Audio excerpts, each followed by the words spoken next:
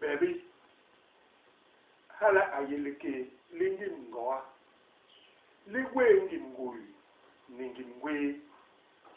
Lingwong ngi mhoma. Lilonga ngi mgwong ikene bisu. Baby iyenga damunten. Uwe njol. Nu ahung ingera libuli ye.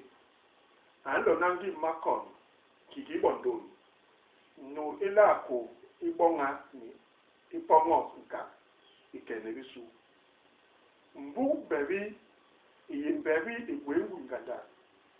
Nyen ambo kwe ya mi ni manda ikene bisu. Ube iyin man baby in lona bisuni.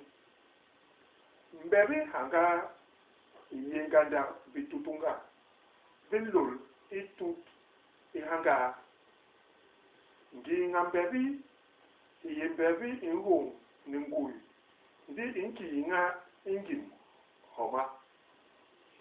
Baby kendi iyin baby inhung inlelim kendi iba imbo. Ngombo lekol. Ngombo iyon. Ngwembo lekol. Ngwembo iyon.